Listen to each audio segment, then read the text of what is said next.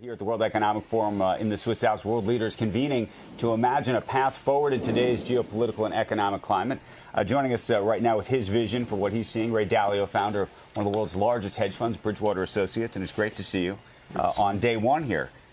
We always talk about crises, and there are a lot of crises and a lot of folks who are involved in crises that are here, if you will. The president of Israel is going to be getting here, I believe, on Wednesday. President Zelensky, who I think you saw this morning, is here. We have Antony Blinken, who's here trying to sort through some of these things, and the premier of China is here. And there are all of these sort of various cross currents that are taking place. And I'm curious how you think that is going to weigh. And I've been reading you on LinkedIn now because you've been writing lots about what happens in the midst of these geopolitical crises, but how to think about the economy in that context. Well, I think, as you know, I think there are five major forces that repeated through history, and those are the debt money economic force, the internal conflict force, which is the big conflict in terms of the elections and so on, the external geopolitical force, which is the struggle for the control of the world order, the climate issue. Throughout history, climate has killed more people than anything, and Lord knows it's bigger force now. And then, of course, technology. And so we have all of these forces coming together in 2024. So if we look at them individually and you put them together, they each affect each other, right? The presidential election and will affect the markets, and then the markets will also affect the amount of money that we're spending on wars will have an effect, and they are all coming together. I think that 24 will be a pivotal year because when we meet next year at this time, we will be able to look back on particularly the internal conflict force and particularly the geopolitical force. Okay, so historically, see if that's historically, when there's lots of uncertainty, it's usually actually the best time to buy. Well, it depends. So I think it's more complicated than that. I think the markets, mostly for the Magnificent Seven, you can't look at the markets as a whole, right? You have to look at the pieces. And then you have to look at different countries.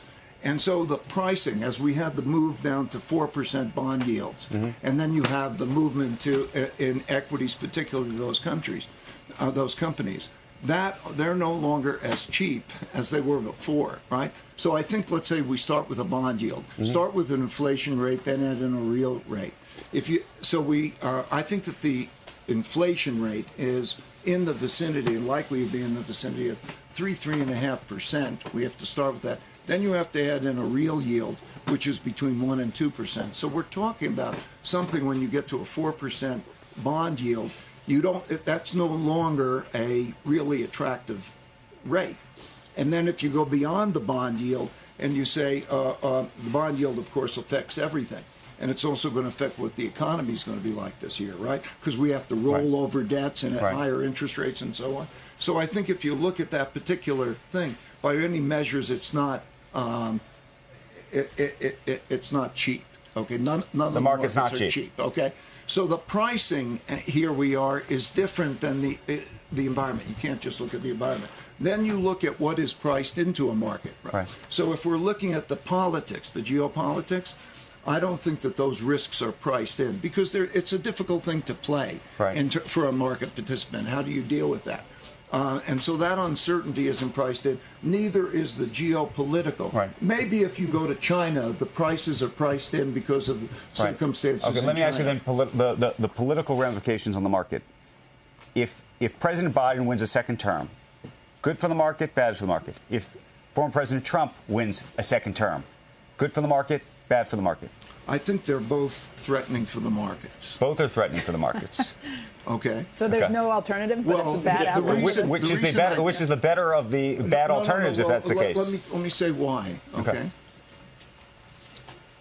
Our big worry, I think, our biggest worry, is whether we're going to whether both sides will accept the circumstances, not just the election, whether they will go with the election, but whether they will accept the decisions. Even today, we deal with the question of, does the Supreme Court rule? Is there an acceptance of those differences? Will each live the lives that the others want them to live? And we're coming into an environment where even politics is made as a political weapon, so that we're now having fights. So even if you take the extreme left and the extreme right are at risk. If we take Biden, he will not be president likely. I mean, most people will think that he may not be the strong president throughout his term. Then we're dealing with another part of the Democratic Party, and then the same. You mean Kamala Harris? You're saying Kamala Harris, and a more. There is a great conflict between the left and the right, and you're putting her in a more progressive camp. Then that would be more progressive, and I think that you would see a more progressive Democratic Party. Okay. So now you have a more progressive Democratic Party, and you have a more progressive. Conservative, nationalistic party in which the political fight itself is an important thing.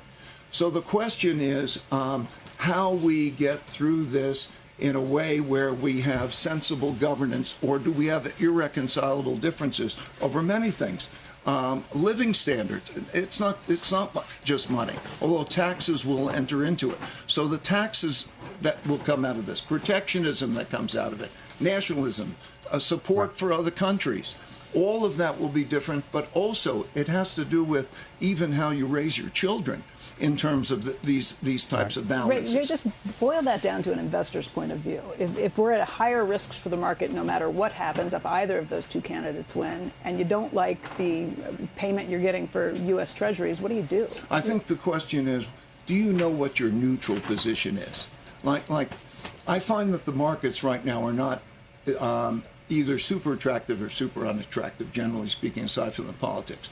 And so you're going to come into this environment where there's going to be greater risk, particularly taking that factor and the world factor, right? And so then what is your neutral position? I have a neutral portfolio, okay? My neutral portfolio is a diversified portfolio that I won't take the time to get into, but you go closer to your neutral portfolio, right? Let me ask you another question. A neutral portfolio doesn't emphasize cash. Is always, people think you go closer to cash. That's not right, because cash is a trashy investment over a long period of time. But what is balance? How do you balance that portfolio? You go to neutral. You should know what your neutral portfolio is and go closer to that.